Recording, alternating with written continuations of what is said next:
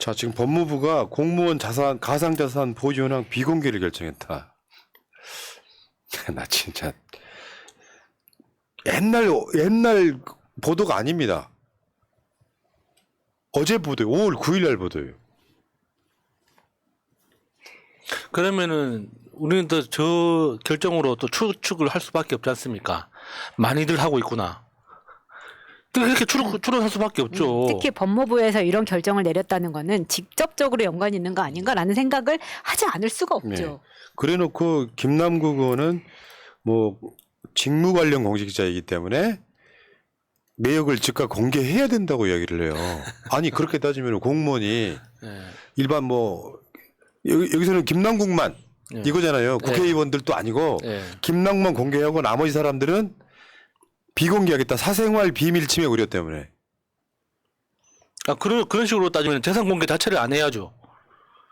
그렇지. 왜 가산자산? 네, 가상자산만 사생활이고 왜 그래? 나머지 재산은 사생활 아닌 거예요? 그러니까 이게 자기들 논리가 말도 안 되는 거예요. 김남국 의원이 무슨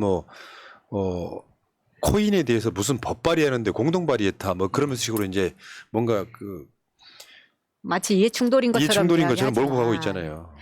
이해 충돌도 아닙니다. 따지고 보면은. 그렇기 때문에 지금 그 분위기가 지금 묘하게 흘러가더라고요. 이제는 불법도 탈법도 아니지만 국민정서법에 어긋나기 때문에 사과를 해야 된다. 뭐 이런 식으로 이제 가고 있는 겁니다. 태도가 문제다 네. 이런 건데. 거기다가 그러니까 처음에 언론에 흘렸을 때는 60억이라고 그랬는데 또 그게 80억으로 늘어났잖아요. 그러니까 그게 이제 계산하는 방법이 너무 뻔히 보이는 거예요.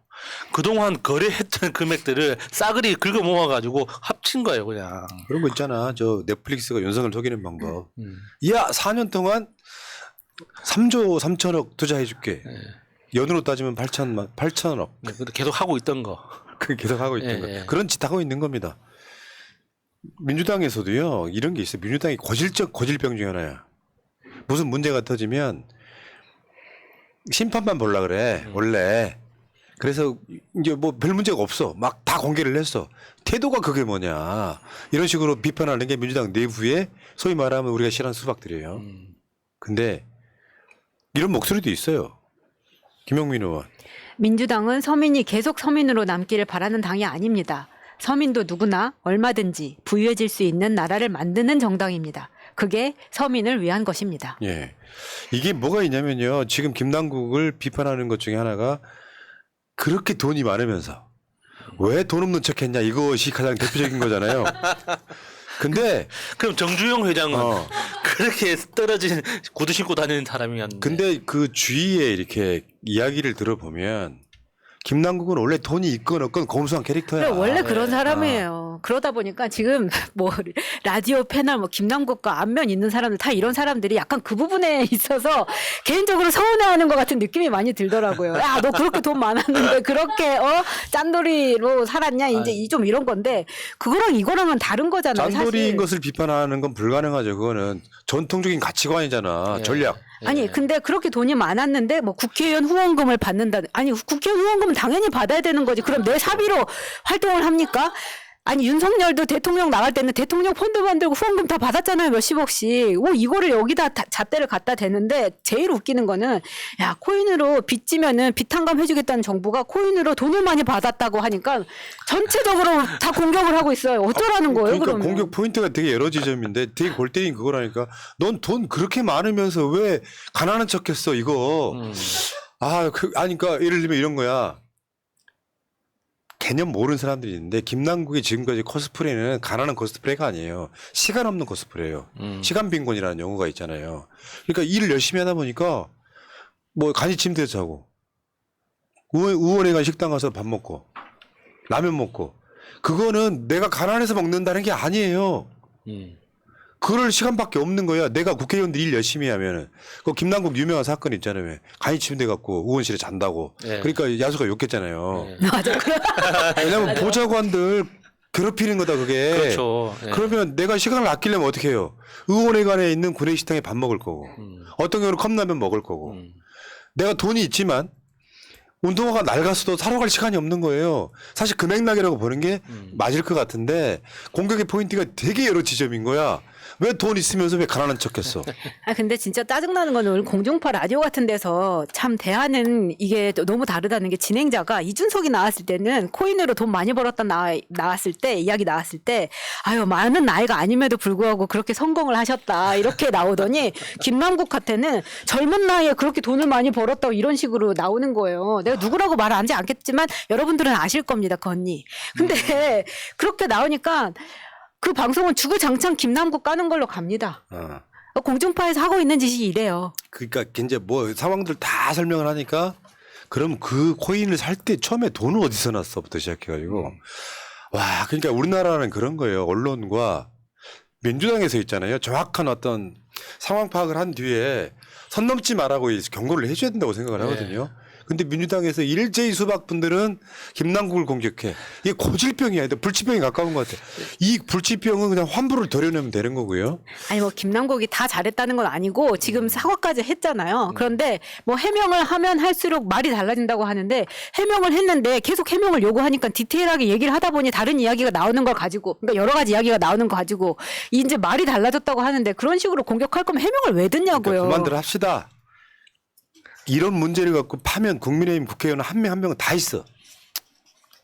자, 재밌는 건 이걸 제대로 공격하는 회사 중에 하나가 조선일보. 댓글창에 올라오잖아. 정편 보는데 정편을 왜 보세요 근데? 정편 보는데 김남국 까고 있다는 거야. 대표적인 악질이 채널A하고 TV조선이거든요. 낮 시간대 주구장창 그것만 해.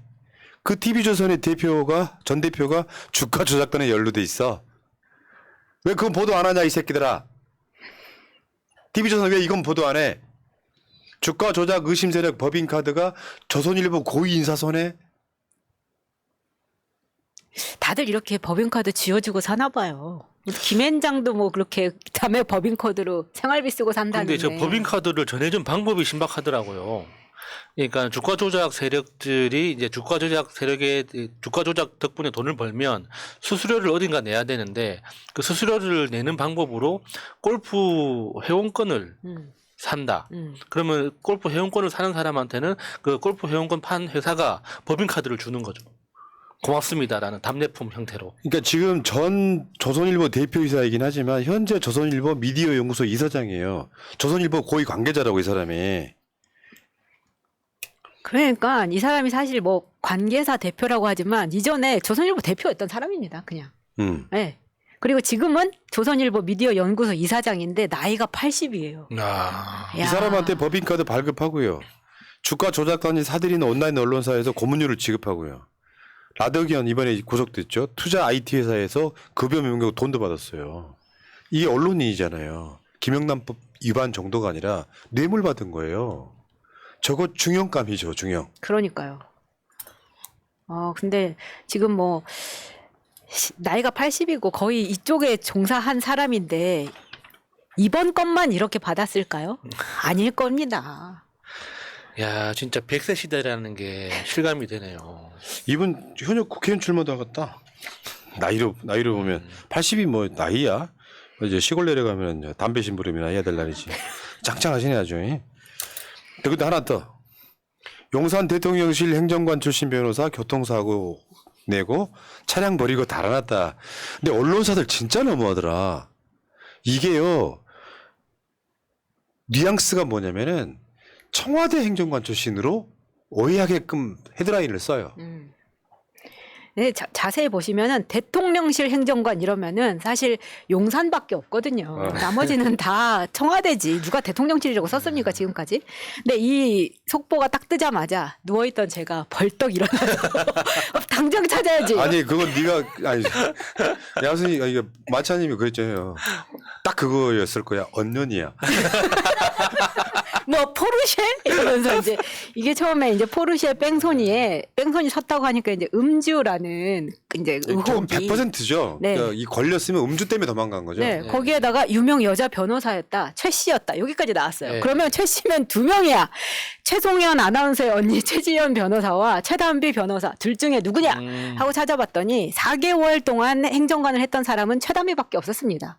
최단비가 딱 이제 하나로 일축이 됐는데 최단비는 원래 안철수 몫으로 대통령실에 들어갔던 사람이더라고요. 그러니까 안철수가 인재 영입 6호, 그러니까 2018년 국민의당 할 때 인재 영입을 했던 최단비인데 이 사람이 대통령실에 들어갔다가 왜 지난번에 얼마 안 돼서 대통령실에서 행정관들 싹 쫓겨난 적이 있었습니다. 그때 포함돼서 나왔어요.